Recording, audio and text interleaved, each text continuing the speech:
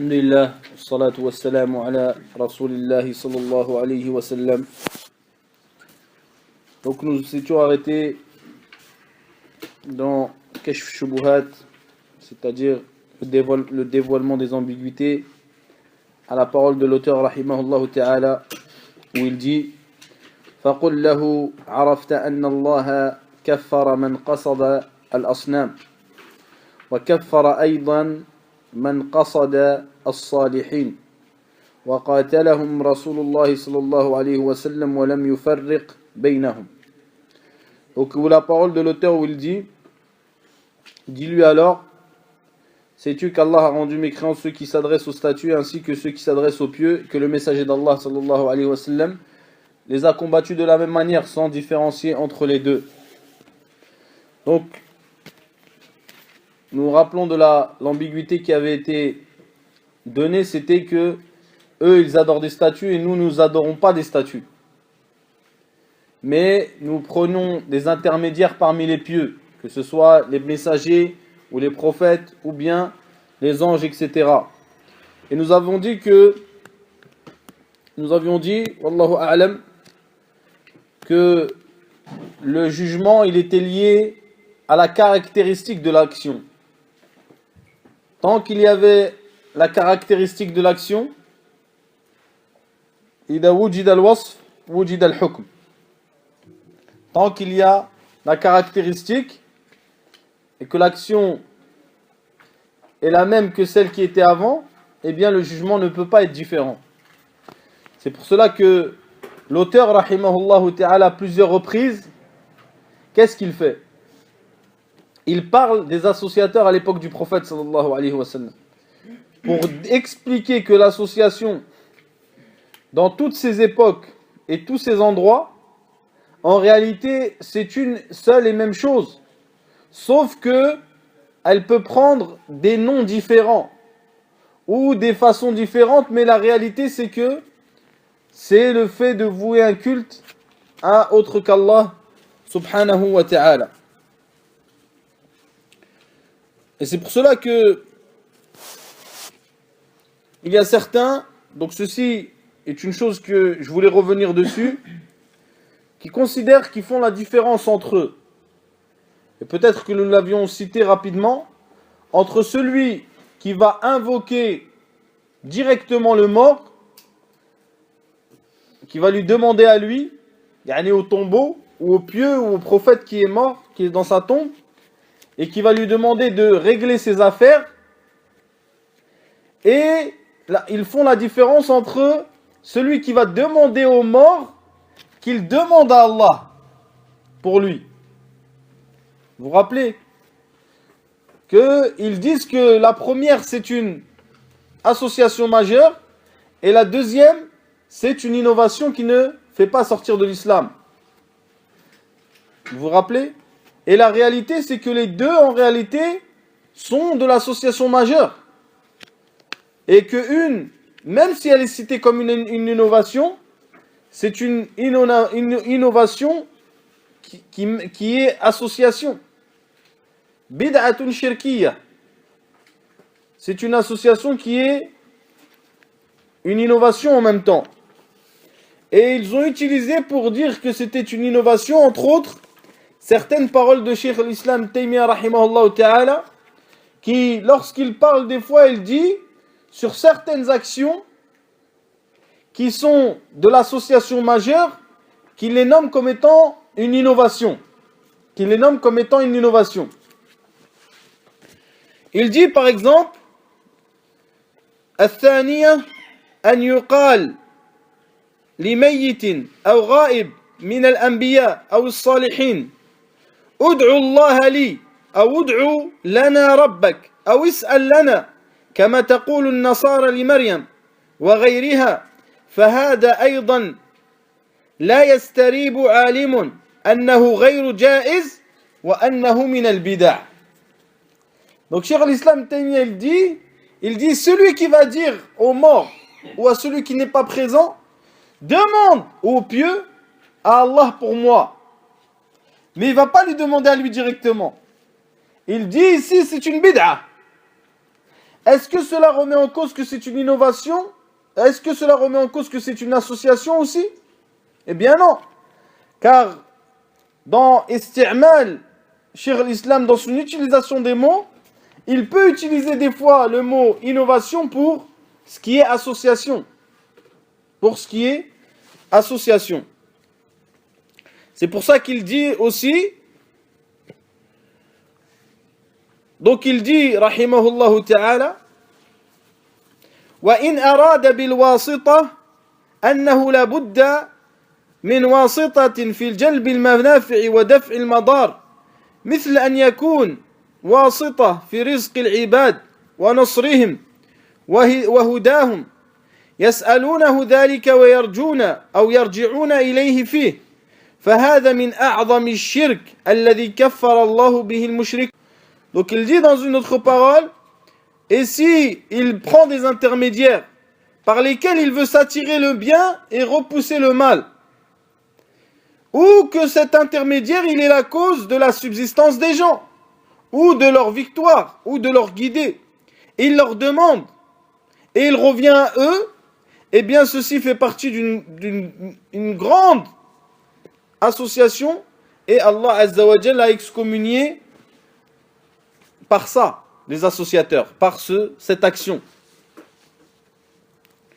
Donc c'est pour cela qu'il faut bien comprendre la parole des gens de science pour comprendre qu'est-ce que veulent dire ces savants sur le tawhid, sur le shirk, sur le bid'a, sur le sunnah, sur l'iman, sur le kufr.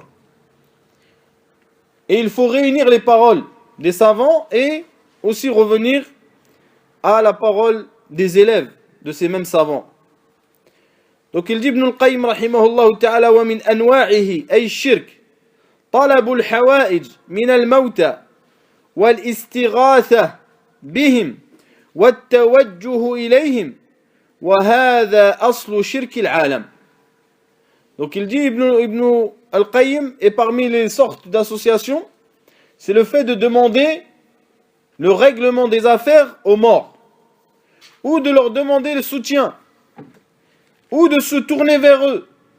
Et ceci est la base de l'association du monde, de tout ce qui se passe comme association autour de nous. Donc à partir du moment où wujida al-wasf, wujida al-hukm, à partir du moment où il y a association, il y a le jugement qui va avec, et s'il n'y a pas, il n'y a pas alors le jugement. Ensuite, il dit l'auteur rahimahullah ta'ala فَإِنْ قَالَ الْكُفَّارُ يُرِيدُونَ مِنْهُمْ وَأَنَا أَشْهَدُ أَنَّ اللَّهَ هُوَ النَّافِعُ الضَّارُ الْمُدَبِّرُ لَا أُرِيدُ إِلَّا مِنْهُ وَالصَّالِحُونَ لَيْسَ لَهُم مِّنَ الْأَمْرِ شَيْءٌ وَلَكِنْ أَقْصُدُهُمْ أَرْجُو مِنَ اللَّهِ شَفَاعَتَهُمْ. Il cite la troisième ambiguïté. Il dit, s'il te dit, les mécréants voulaient des choses de ces idoles. Par contre, moi je témoigne qu'Allah est celui qui fait le bien, celui qui nuit, celui qui gère tout. Et je n'espère que de lui. Et les hommes pieux sont impuissants, mais je m'adresse à eux car j'espère leur intercession auprès d'Allah. Yani, ma huwa al-qasd? Quel est l'objectif de cet associateur? Nous l'avons dit précédemment. L'objectif de l'associateur ici, c'est d'affirmer qu'il y a une différence entre l'association qu'il fait lui et l'association que faisaient les premiers. Min ajli an yanfi al-hukm alladhi hakama Allah bihi wa rasuluhu alayhim anhu, pour renier le jugement que le prophète sallallahu alayhi wa sallam et que Allah avant lui a donné à ses associateurs, et pour qu'il le renie de lui. فإذا أثبت الفرق في الوصف ثبت الفرق في الحكم. Si il est confirmé et affirmé qu'il y a une différence dans la caractéristique, eh bien le jugement va être différent. Vous comprenez? وإذا لم يثبت فرقا في الوصف لم يثبت فرقا في الحكم. Et s'il n'y a pas de différence dans la caractéristique, eh bien, il n'y a pas de différence dans le jugement, comme nous l'avons dit à maintes reprises. Donc ceci est la troisième ambiguïté qu'il cite. Et cette ambiguïté est contradictoire. Cette ambiguïté est contradictoire. Pourquoi? Elle est contradictoire dans la parole, où il dit les premiers, c'est-à-dire les associateurs premiers qui sont sortis de l'islam et qui étaient des mécréants, eh bien, ils demandaient aux idoles, mais ils voulaient des idoles. Et ceci n'est pas vrai, car nous savons par les textes du Coran et de la Sunna que les associateurs à l'époque du prophète sallallahu alayhi wa sallam étaient convaincus que la subsistance, la création et que la gérance de toutes choses était uniquement Allah. Et c'est pour ça qu'il y a une multitude de versets à ce sujet.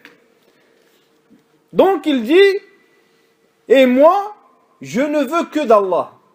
C'est-à-dire, il dit, je n'espère que de lui. Et les hommes pieux sont impuissants. Elle est où la contradiction ici? La contradiction ici est que la personne, il dit qu'il ne veut rien que d'Allah. C'est-à-dire, athbata annahu la yuridu illa min Allah. Donc il a affirmé qu'il ne veut rien que de Allah Azza wa Jal. Mais ensuite il dit que quand même il va utiliser ses pieux pour intercéder auprès d'Allah Azza wa Jal. Donc il y a une contradiction. Car si vraiment il voulait que d'Allah, eh bien il n'aurait pas demandé aux pieux d'intercéder pour lui auprès d'Allah Azza wa Jal. Donc à la base, il y a déjà une contradiction dans le fait que celui qui est vraiment sincère dans son adoration et qui ne cherche que Allah Azza wa Jal, qu'à adorer que Allah, eh bien il ne peut pas adorer autre que lui. Et nous avions dit précédemment que Al-Khalal alladhi waqa'a li Quraysh, c'est-à-dire l'égarement dans lequel est tombé Quraysh, il n'est pas dans l'ithbat, il n'est pas dans l'affirmation, mais il est fi nafi. Donc la ilaha illallah murakkabatun min ithbat wa nafi. Donc il y a le nafi et puis l'ithbat. Il y a l'affirmation et la négation et l'affirmation. Et l'égarement dans lequel est tombé Quraysh, ce n'est pas dans le fait d'affirmer que Allah était un ilah, que c'était une divinité et qu'il méritait une part de leur adoration. Mais il est waqa' al-khalalu fi an-nafi. Donc ils ont eu un égarement dans le reniement des autres divinités. Et nous avions dit précédemment que lorsque le prophète sallallahu alayhi wa sallam leur disait dites la ilaha illallah, il disait aja'ala al-aliha ilahan wahida. Aja'ala al-aliha, il a fait de toutes les divinités, entre autres Allah Azza wa Jal, ilahan wahida, une seule divinité. C'est-à-dire que le problème il était dans al-kufr bit-taghut ou al-bara'atu min ash-shirk. Il était là le problème. Et il n'était pas dans le fait d'affirmer que Allah était une divinité et qu'il fallait lui vouer un culte. Donc il n'y a aucun doute que celui qui va se diriger vers autre qu'Allah, donc l'associateur ici, son ambiguïté c'est quoi? C'est que nous, au fond de nous-mêmes, nous voulons que d'Allah. Vous comprenez? Nous croyons rien sur ce mort. Mais dans l'action, l'apparent, eh bien, il va quand même demander l'intercession aux morts. Vous comprenez? Donc il n'y a aucun doute qu'il y a un problème et il y a une contradiction. Donc c'est pour cela qu'il dit, Cheikh Abdurrahman ibn Hassan, rahimahullah, il dit, وَلَا رَيْبَ أَنَّ اتِّخَاذَ الشُّفَعَاءِ وَالتَّوَجُّهُ إِلَيْهِمْ بِالْقَلْبِ وَاللِّسَانِ يُنَافِي إِسْلَامَ الْقَلْبِ وَاللِّسَانِ. Donc qu'est-ce qui s'est passé? La personne, il dit, Cheikh Abdurrahman al-Hassan, et il n'y a pas de doute que le fait de prendre ou de chercher des intercesseurs et de se diriger vers eux avec le cœur et la langue, eh bien ceci annule l'islam du cœur et de la langue. Ça veut dire quoi? Ça veut dire qu'une personne ne peut pas être musulman si il voue un culte à autre qu'Allah. S'il voue n'importe quel culte à autre qu'Allah, ne serait-ce qu'une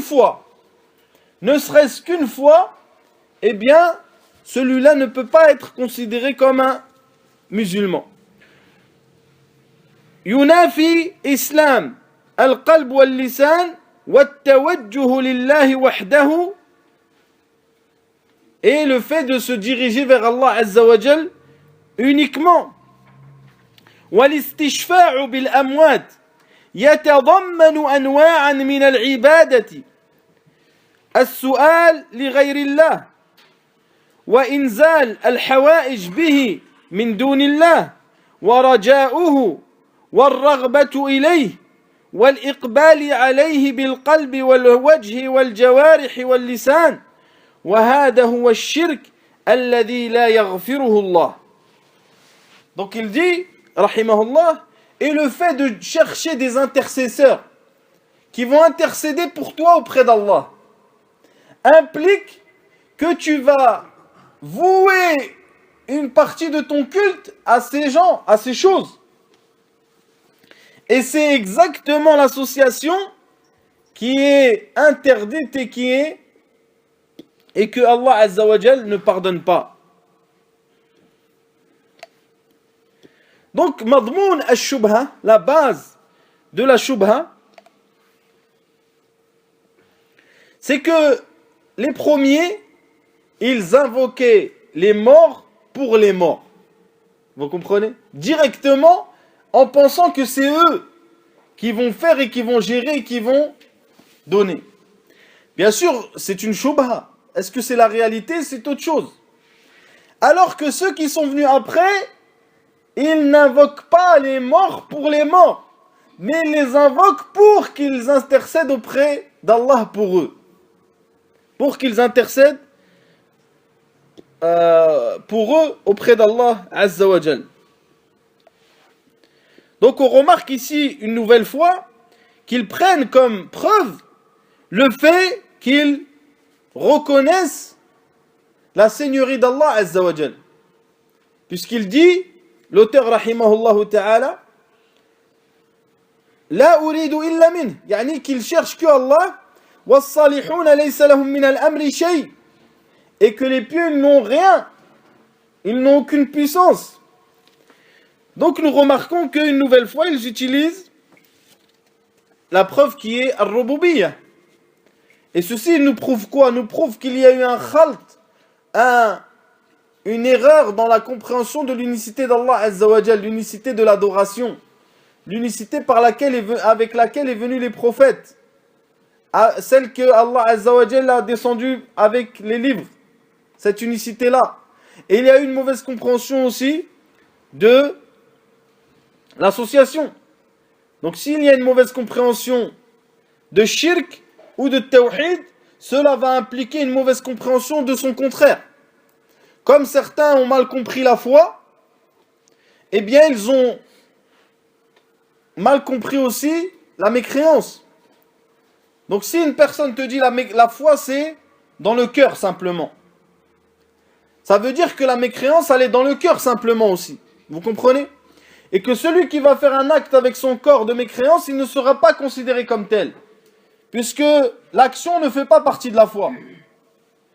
Donc c'est pour cela qu'il faut bien comprendre les mots utilisés dans la législation qui sont expliqués en réalité par Allah Azza wa Jal et par le prophète sallallahu alayhi wa sallam.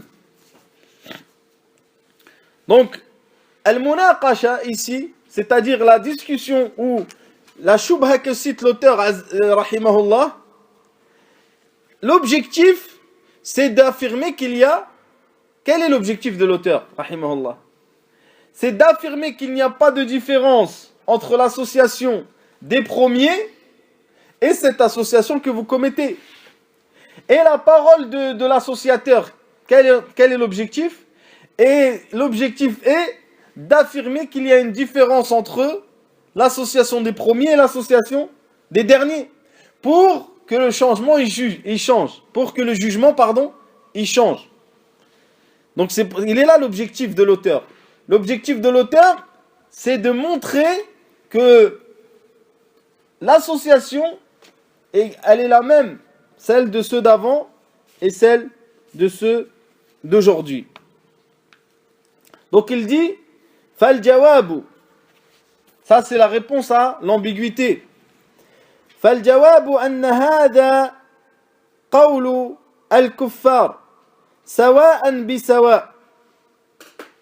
Donc il dit, la réponse, ce sont justement les mêmes propos que ceux des mécréants. Yani, al-mutaakhir, al-mushrik, al-mutaakhir, l'associateur contemporain, il a dit exactement les mêmes paroles que l'associateur au temps du prophète sallallahu alayhi wa sallam. فَقْرَأَ عَلَيْهِ قَوْلَهُ تَعَالَى وَالَّذِينَ اتَّخَذُوا مِن دُونِهِ أَوْلِيَاءَ مَا نَعْبُدُهُمْ إِلَّا لِيُقَرِّبُونَا إِلَى اللَّهِ زُلْفَى وَقَوْلَهُ تَعَالَى وَيَقُولُونَ هَؤُلَاءِ شُفَعَاؤُنَا عِندَ اللَّهِ. Donc il dit l'auteur, la réponse, ce sont justement les mêmes propos.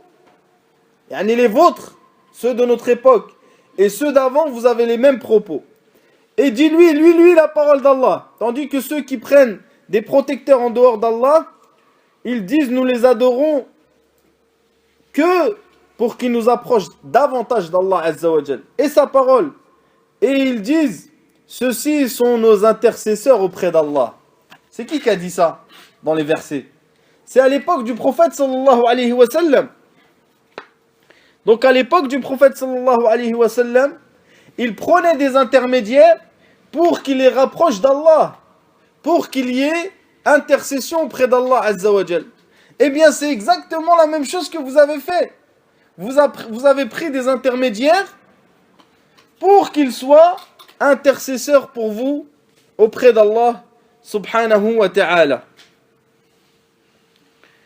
Donc mes très chers frères, la réponse elle est claire. C'est qu'il n'y a aucune différence entre l'association qui avait au temps du prophète sallallahu alayhi wa sallam et l'association qu'il y a dans toutes les époques et dans tous les endroits. Comme ce qui se passe dans certains pays, généralement des pays asiatiques ou les pays d'Afrique, où ils vouent un culte à autre qu'Allah Azza wa Jal. Ils égorgent pour autre qu'Allah, etc. Et bien tout cela fait partie de l'association majeure qui fait que la personne n'est plus un musulman. Car parmi les conditions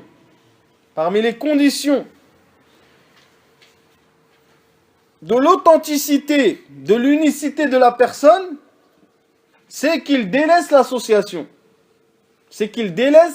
l'association. C'est donc pour cela que la parole la ilaha illallah est en réalité délaisser l'association et adorer Allah. Le fait d'adorer Allah sans délaisser l'association, cela fait que tu es comme Quraysh.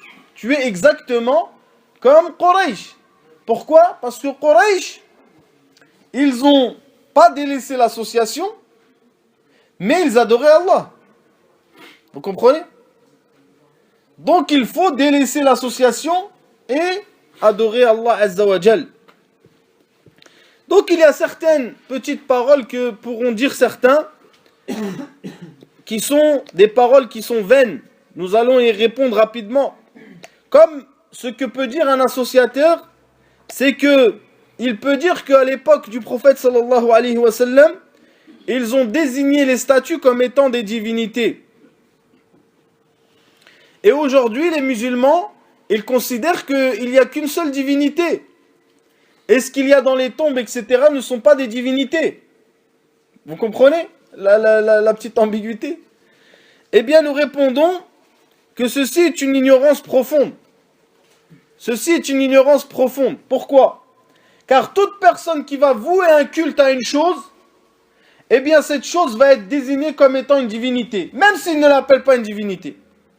Maintenant, si quelqu'un il vient dans la mosquée et il commence à adorer le poteau qui est là-bas,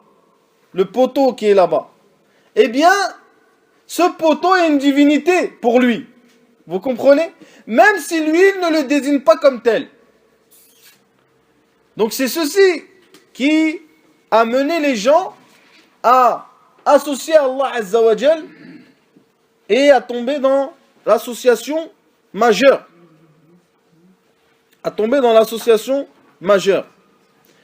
Donc l'association qui est le fait de vouer un culte à autre qu'Allah. Donc toute chose qui est adorée est une divinité. C'est ça qu'il faut comprendre. Toute chose qui est adorée est une divinité. Toute chose qui est adorée est une divinité. La deuxième chose qu'ils peuvent dire aussi, ils peuvent dire que les associateurs à l'époque du prophète sallallahu alayhi wa sallam, ils pensaient que ces divinités autres que Allah méritaient l'adoration. Alors que les musulmans, aujourd'hui ou à l'époque du shirk, ne considèrent pas que ces morts méritent l'adoration. Vous comprenez? Donc nous disons aussi, le fait de vouer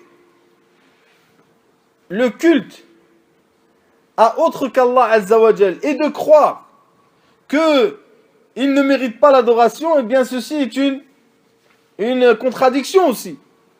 Pourquoi tu lui voues un culte si tu penses que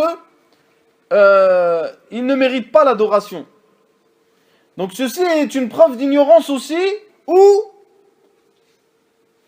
que la personne n'a pas compris qu'est-ce que exactement l'adoration, et nous allons revenir à cela. Donc le changement des mots, comme le fait de dire par exemple yatawassal bihi, ou le changement des alphas, des mots, ne change pas les significations et les réalités. À partir du moment que la personne elle voue un culte à Allah, même si elle ne croit pas à qu'il mérite l'adoration, eh bien il a commis une association. Et je vous rappelle que la foi et la mécréance, ce sont deux opposés. Ça, c'est une chose qui est importante, que chaque musulman doit connaître et comprendre. C'est que la foi, ce sont des croyances, des paroles et des actes. La foi, c'est des croyances et des paroles et des actes.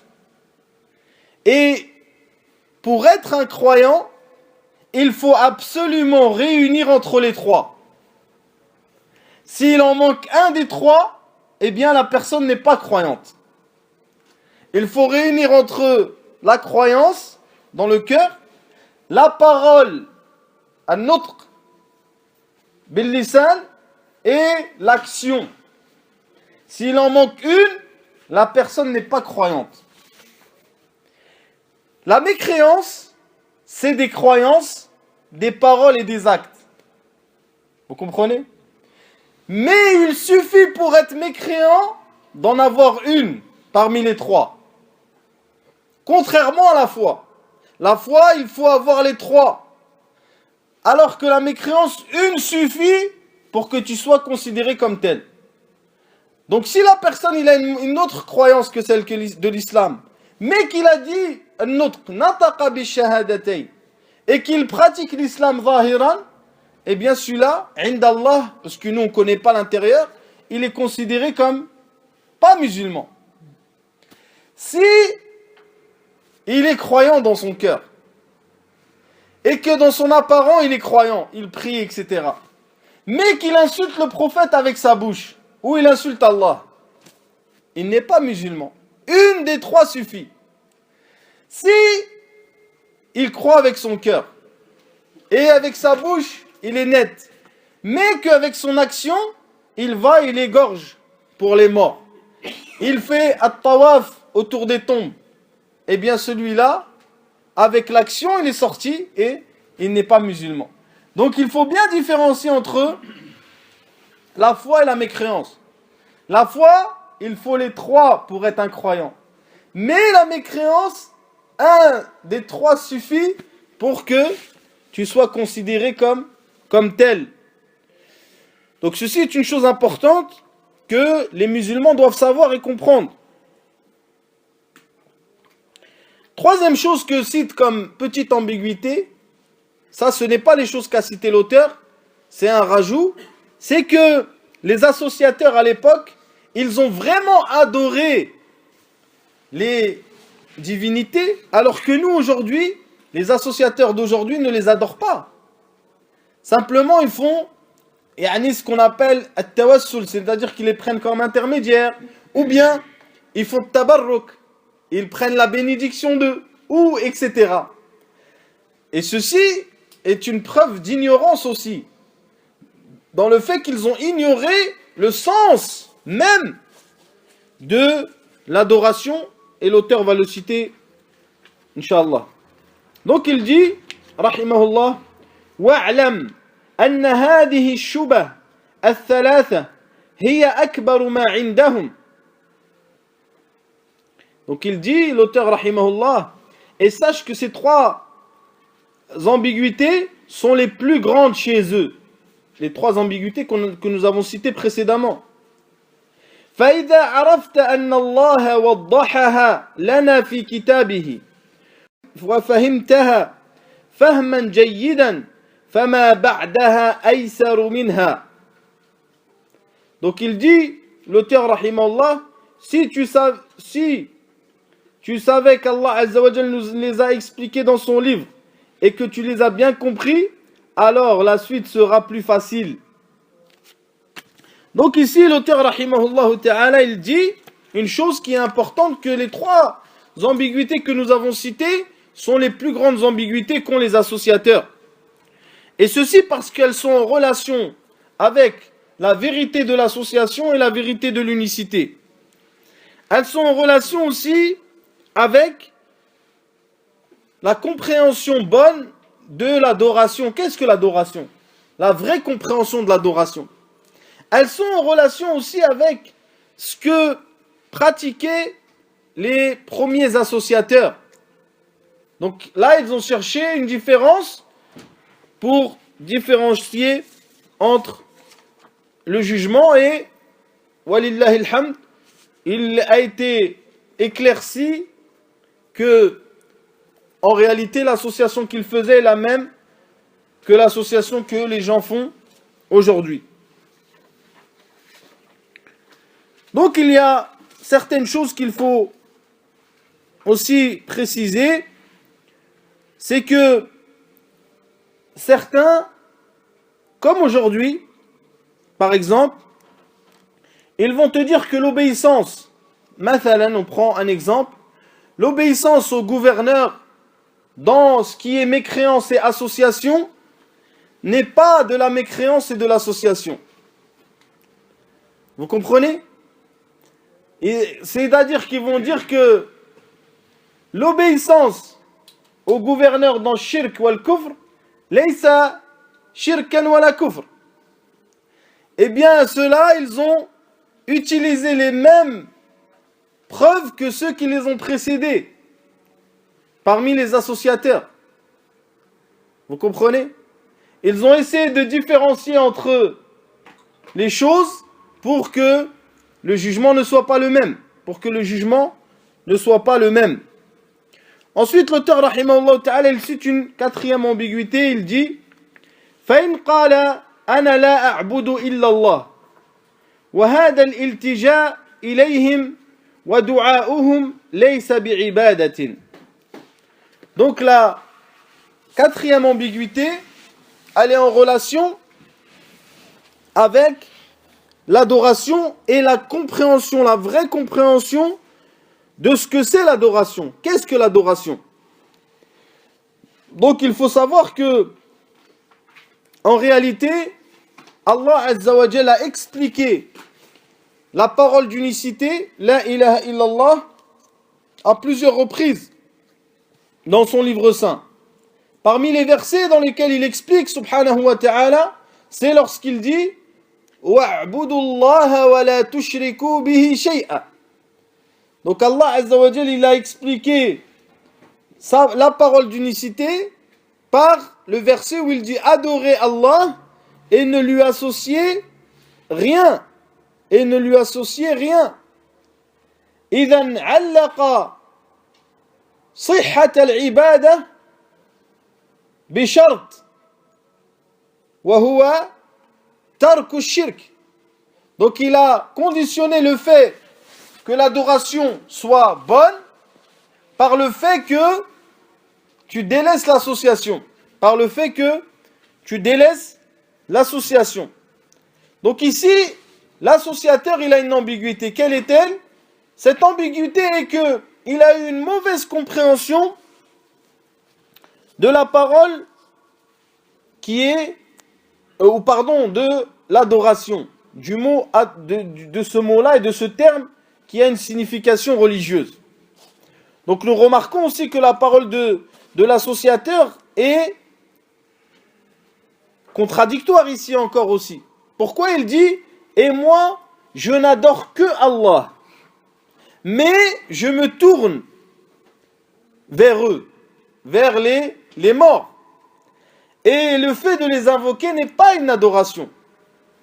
Le fait de les invoquer n'est pas une adoration. Donc la mauvaise compréhension de l'adoration a fait naître en l'associateur le fait que ad-du'a, le fait d'invoquer le mort ne fait pas partie de l'adoration. Pourquoi? Parce que s'il dit que ça fait partie de l'adoration, il va affirmer qu'il a adoré autre qu'Allah. Et à ce moment-là, c'est un mushrik. Vous comprenez? S'il dit que ça ne fait pas partie de l'adoration et que moi j'adore que Allah, à ce moment-là, nous ne pouvons pas le considérer comme étant un associateur pour lui, yani. Vous comprenez? Donc lui, en sortant cette adoration de la bonne compréhension de l'adoration, il sort en réalité une partie de ce qui est adoration et il le considère comme étant pas adoration. Vous comprenez? Donc ce qui fait qu'il veut, par là, lever le jugement qui s'applique à lui s'il considère l'invocation comme étant une adoration. Et c'est une chose qui est importante. C'est une chose qui est importante. Donc cette shubha là, mes frères, c'est une shubha qui est en fait rejetée et que l'auteur, rahimahullah ta'ala, va rejeter de façon méthodique. Yani, pas à pas, il va rejeter cette ambiguïté. Donc il dit, l'auteur, rahimahullah ta'ala, Anta tuqir. Ici on a taqra, mais en réalité dans les autres nusakh que j'ai, c'est tuqir. Anna Allah aftarada alayka ikhlas al-ibadati lillah. Ou dans cette nusra il dit Anta taqra'u anna Allah aftarada alayka ikhlas al-ibadati lillah. Donc ici il dit tu lis, tu reconnais, et en réalité c'est tuqir, c'est que tu affirmes. 41. Wa huwa haqquhu alayk. Fa idha qala na'am, donc la première chose que tu vas lui dire, qu'est-ce que tu vas lui dire à cet associateur? Tu vas lui dire Allah Azza wa Jal, il t'a ordonné de lui vouer le culte à lui unique. C'est Allah, il a dit wa ma umiru illa liya'budu Allah mukhlisina lahu ad-din hunafa. Et nous leur avons ordonné que d'adorer Allah Azza wa Jal unique, sincèrement de lui vouer le culte qu'à lui. والإخلاص هو أن يتوجه المكلف بأعماله كلها لله وحده لا شريك له. Donc, l'ikhlas, c'est le fait de chercher par ses actions, qu'elles soient des actions cachées ou apparentes, que Allah Azza wa Jal. Donc c'est pour ça que l'auteur, dans un premier temps, il ne lui dit pas il ne lui explique pas qu'est-ce que l'adoration. Il part avec lui pas à pas pour lui arriver à son objectif qui est de rejeter cette ambiguïté. Donc il lui a dit, est-ce que Allah Azza wa Jal t'a ordonné de l'adorer unique et de lui vouer le culte que à lui? Faïda qala na'am. Donc il va dire oui. S'il dit non, bah khlas, l'affaire elle est réglée. Mais il va dire oui, Allah il m'a ordonné de l'adorer que lui, unique, sans rien lui associer. Donc, il va te dire oui. فَقُلْ لَهُ تُبَيِّنُ لِي هَذَا الَّذِي فُرِضَ عَلَيْكَ وَهُوَ إِخْلَاصُ الْعِبَادَةِ لِلَّهِ وَحْدَهُ وَهُوَ حَقُّهُ عَلَيْكَ. Donc il dit, l'auteur rahimahullah, il dit, dis-lui, explique-moi alors, c'est quoi le fait de vouer le culte à Allah exclusivement? Qu'est-ce que c'est que ça? De vouer le culte à Allah exclusivement. Donc ici le mushrik, la yakhlu min halatayn. Le mushrik ici va être dans deux situations. Soit il va t'expliquer qu'est-ce que le fait de vouer le culte à Allah exclusif, soit il ne sera pas capable, il va ignorer le fait de t'expliquer cela. Et nous pensons que ça va être la deuxième. Pourquoi? Parce qu'il ne sait même pas c'est quoi, il ne sait pas que l'invocation fait partie de l'adoration. Et c'est ce que pense le cheikh aussi. Il dit فَإِنْ كَانَ لَا يَعْرِفُ الْعِبَادَةَ وَلَا أَنْوَاعَهَا فَبَيِّنْهَا لَهُ بِقَوْلِكَ. Il dit s'il ne le sait pas, alors explique-lui avec ta parole. قالت الله تعالى ادعوا ربكم تضرعا وخفية إنه لا يحب المعتدين. Donc il dit explique-lui qu'est-ce que le fait de vouer un culte unique sans rien lui associer. Il dit, dis-lui la parole d'Allah, invoquez votre Seigneur en toute humilité et recueillement et avec discrétion. Certes, il n'aime pas les transgresseurs. Donc l'auteur, rahimahullah ta'ala, vous voyez qu'il est arrivé étape par étape à mener cet ignorant qui est un associateur vers le fait d'éteindre son ambiguïté. D'éteindre son ambiguïté. Donc comment l'auteur est arrivé à là? Premièrement, qu'est-ce que l'adoration? L'adoration, c'est tout ce qui est parole, action, apparente ou cachée, que Allah Azza wa Jal aime et dont il est satisfait. Parole, action, apparent ou caché, qu'Allah Azza wa Jal aime et dont il est satisfait.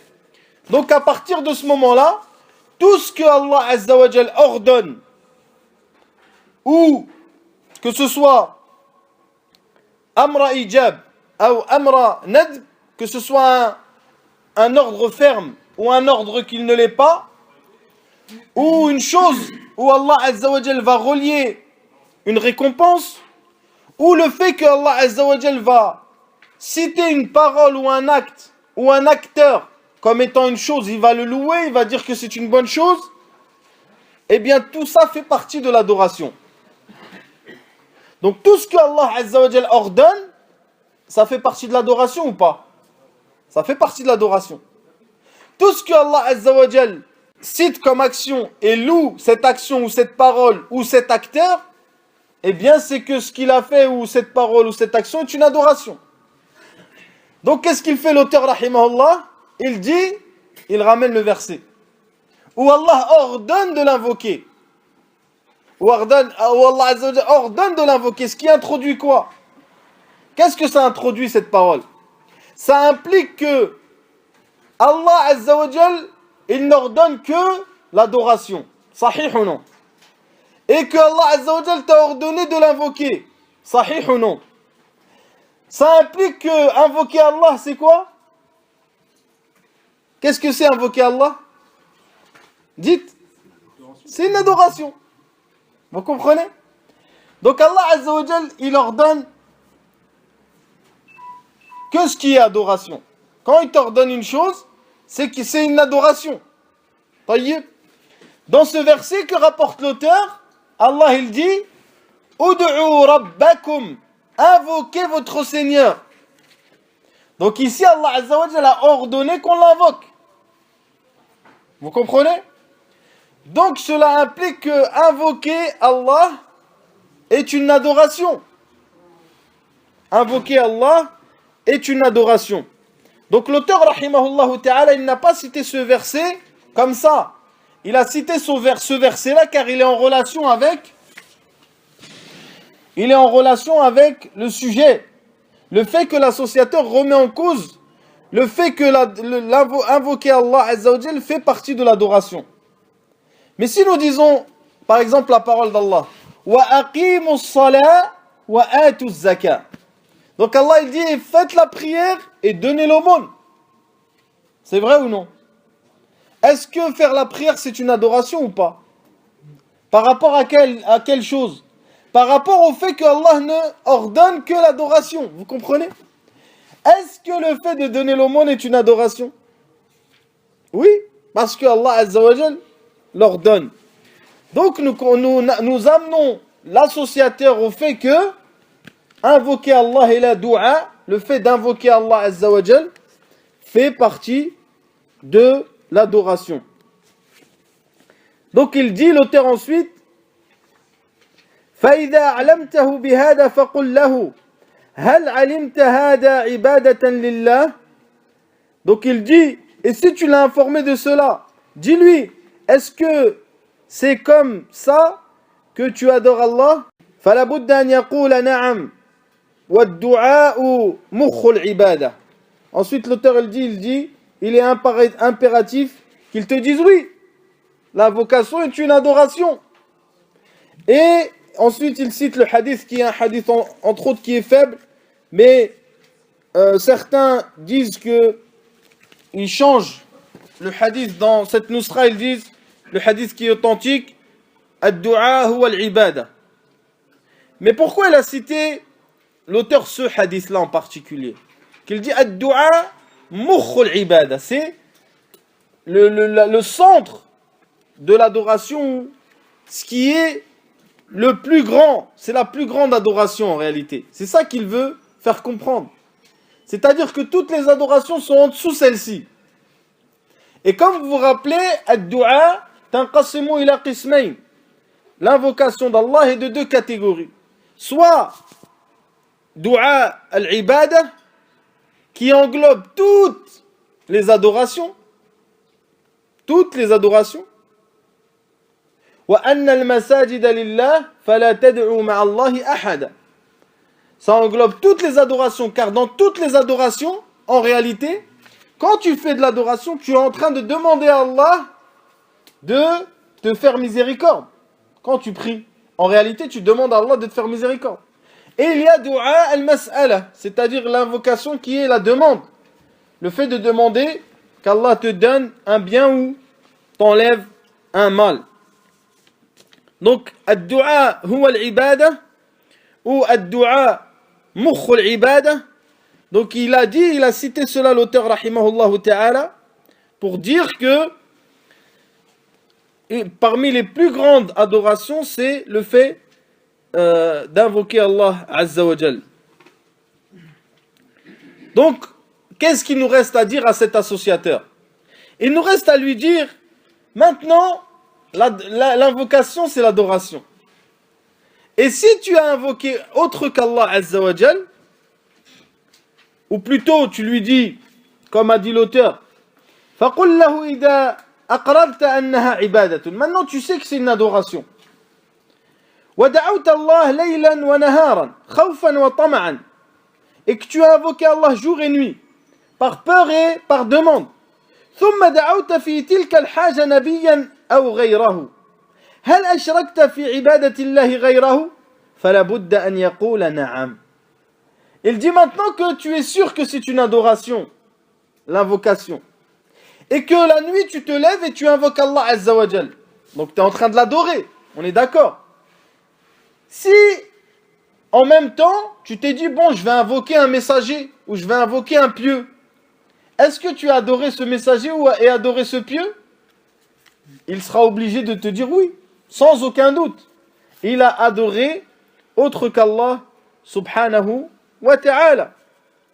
Donc c'est pour cela que nous revenons à la parole d'Allah qui dit « Adorer Allah et ne lui associer rien », qui est que la personne, il ne suffit pas d'adorer Allah Azza wa Jal, mais il faut l'adorer uniquement et ne lui vouer le culte qu'à lui, subhanahu wa ta'ala, et ne vouer aucune adoration à autre que lui, que ce soit l'invocation ou autre. Et c'est ça exactement l'unicité d'Allah subhanahu wa ta'ala avec laquelle est venus les prophètes. Wallahu a'lam. Subhanakallah wa bihamdik, shahadu an la ilaha illa ant, astaghfiruka wa atubu ilayk.